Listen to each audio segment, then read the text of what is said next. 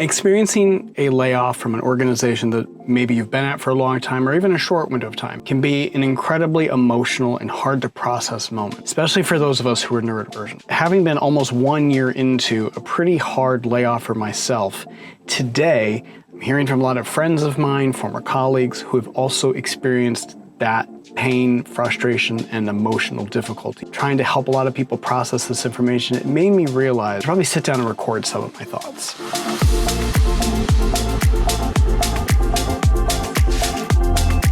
Hi, I'm Brett the Audio Boss, and on this channel we talk about ADHD and autism in the workplace.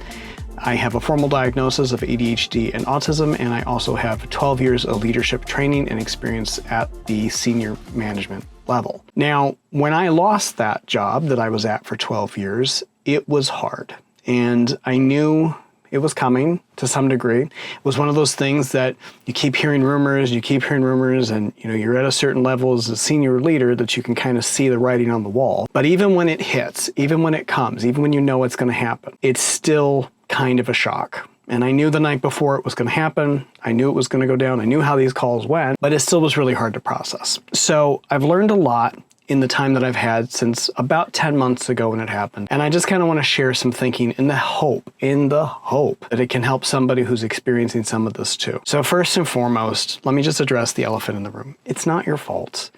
Whatever processing, whatever emotions, whatever things you're thinking, you didn't let anybody down. You're not to blame.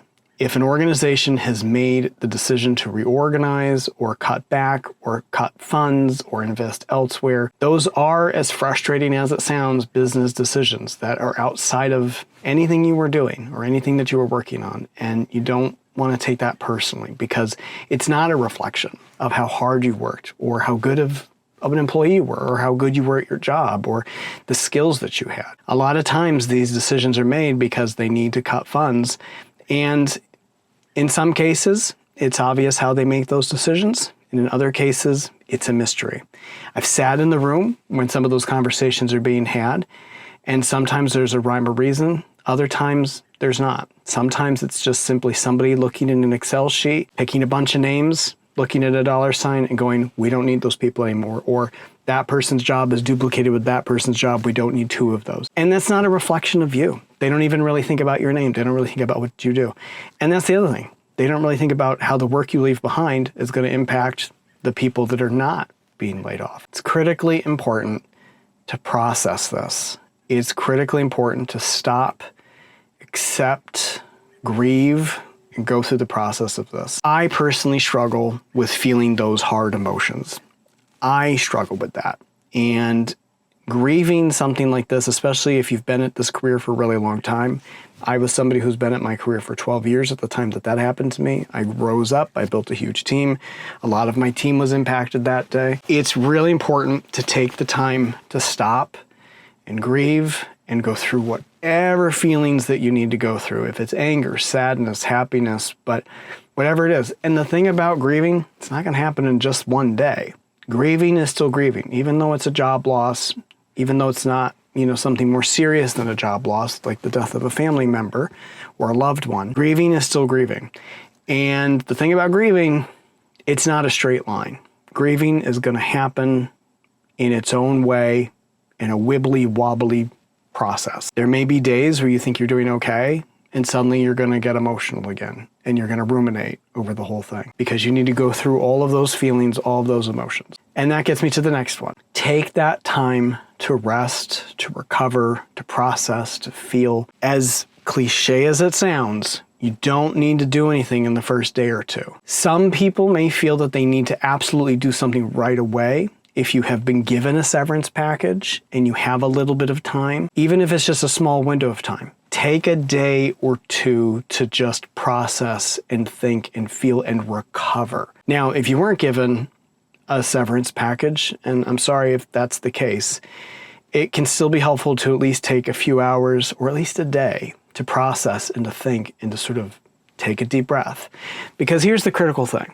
When we are feeling those emotions, when we're sort of struggling to either let them out or process them or do what they need to do, sometimes it's hard for us to think clearly or to make really good decisions or to strategize or to figure out what's next because a lot of that is being blocked or pulled by these other emotions that need to be processed and need to be gone through. So it can be hard, which gets me to my next point. As best you can, try not to make any immediate decisions until you've had time to process, or at least process with a friend or a loved one or something. Because sometimes we can make a really bad immediate decision because that panic has set in. That panic of, oh my God, what am I gonna do? All these people rely on me, I've gotta do something, da da da da.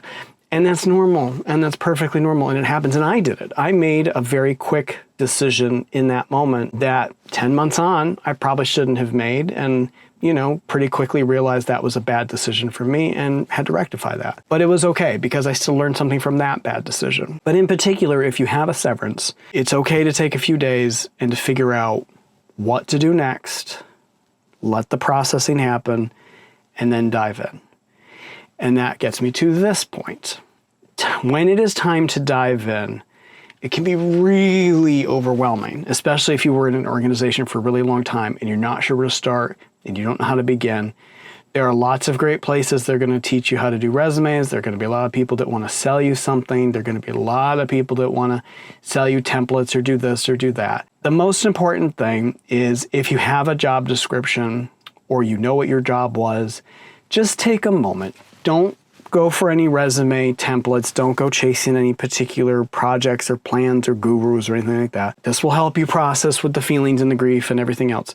And just write a list. What did I do with this job? What did I do? Make a list. Skills, hard skills, soft skills, things that you thought about, things that you processed, how you manage those things. What we're looking for when we do things like this, more often than not, creating a list of what we call transferable skills.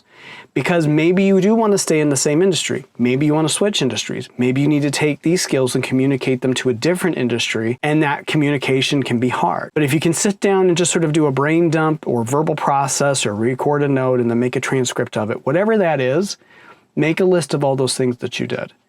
And then, this is my favorite part, and this is also in my Drains and Sparks AuDHD workplace workbook, think about the things that were your superpowers. Think about the things that you really loved to do. Think about the things that you enjoyed doing, but you didn't tell anybody you enjoyed doing them. And then take time to think about the things you didn't want to do, the things that sucked, the things that weren't fun, the things that drained your energy, the things that took your battery power away from you. And it's okay to process those things and go, you know what, maybe I don't want to do that thing anymore. Maybe that company was failing and I had to do too much of that stuff, and that's why I don't like that stuff and I don't want to go back to that. That can help you get clarity when you start chasing jobs. That can help you get clarity when you start to figure out the narrative and the things that you want to do when you're going after those jobs. And it can help you process too. One of the things that happened for me when I started to sit down and do that work was I would hit a lot of emotional points and I'd have some emotions where I needed to process those emotions because I would remember fun times or good times or happy times or all these amazing things or all these amazing people that I would work with. And that processing was hard because I didn't want to feel those emotions. I didn't want to cry and have all these different things happen. But it helped me process those emotions. It helped me go through those things. And it helped me get to the other side. But also, I wanted to take those feelings and have gratitude for the people I did care about. Yes, it sucks to get laid off from an organization. It makes you feel like you're not worth anything. It makes you feel like you're just a dollar. And now you've got to struggle to figure out what's next. But I'm confident there were people that you did like at that job and that you worked really well with. And it's okay to sort of take a moment, and even if just to yourself, express some gratitude for the people you enjoyed working with. Express gratitude for the people that maybe helped you along the way, that maybe were impactful to your career, even if they're no longer with that organization. Accepting that gratitude in that moment can kind of help you, again, heal and recover and process and think through what you want to do next. Sometimes, by thinking about that gratitude, you can start to figure out a networking list as well. The people you want to reach out to, the people you want to talk to, the people you want to connect to, because that's the next move here. Now we need to think about how are we going to move towards the next job. And I'll be honest with you, the AI retention wall is a beast right now. A lot of AI retention walls are, in some markets, there are more applicants than there are jobs. And so a lot of these AI recruitment tools that we have to apply through tend to get really hard to break through. But you need to still sound like a human when you apply for those things. So you want to be careful to not over AI creating the resume or the cover letter, because you still need to sound like a human being who can do the job to get in, because eventually a human is going to see it, be it a recruiter, the hiring manager, whatever. So it's important to not swing too far one way or the other. That being said, if you have any connections, leverage those connections. Think of it like 1995, where it's okay to track down those hiring managers. It's okay to email them. It's okay to find the recruiter. It's okay. And there's going to be people that are going to tell you not to do that. But the truth of the matter is, it is a really competitive time out there right now, and AI has just made it so much more competitive. I've personally applied for over 165 jobs, and the majority of those roles were all people who never even saw my resume. I actually took some time recently and reached out to the ones I wanted the most, found the hiring manager, and just reached out to them to say, hey, I know I didn't get the job out of curiosity. Can you tell me why? Did you see my resume? Any feedback you can give me? And pretty much every single one of them said, we never even saw your resume, because there were just too many applicants. So it's so critically important to leverage your connections. Talk to somebody who can talk to somebody who can talk to somebody, build those connections out. But most importantly, as frustrating as this sounds, try to be patient. It's gonna be kind of crummy for a while. It could take a while. A lot of us have been unemployed for a long time. We're waiting, we're trying to figure this out. Some people are able to move quickly, some of us are not. And I'm sorry that you're in this situation now, and I'm sorry that you have to deal with this. It will pass. Try to stay positive, hold on to hope.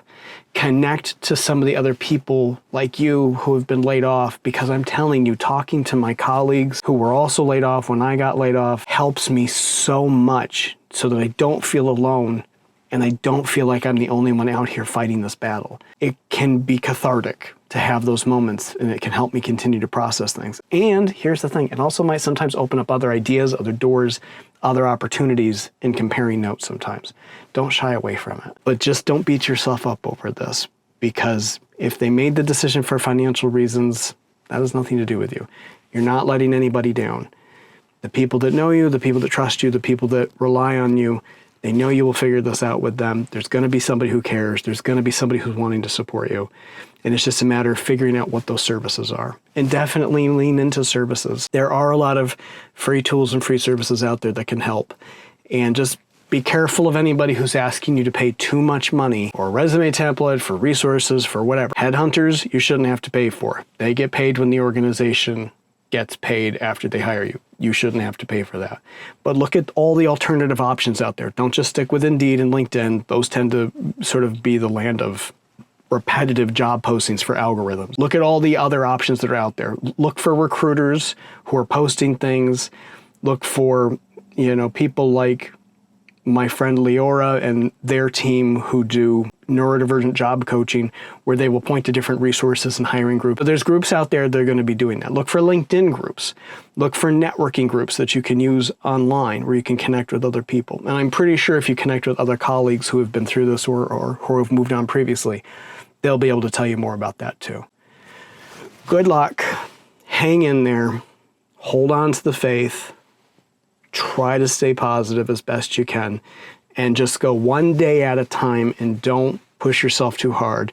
And if you feel too many negative thoughts, or you feel too much negative rumination, try to catch it. Try to tell yourself it'll all work out some way, somehow, eventually. Something will happen. It just might take a little bit, but it will happen. Thanks for watching. If this video has been helpful, I hope you can check out some of the other videos on my page. If you have a question for me or for anything about neurodivergence in the workplace, AuDHD, ADHD, or autism in the workplace, let me know. I am going to be working on a video about how to do job interviews for neurodivergent individuals, especially for autism and ADHD, for late diagnosed individuals, how to walk into a job interview if you haven't interviewed in a really long time. I'm working on that now, so I hope to have that video out very soon for you. So, all right, thanks for watching.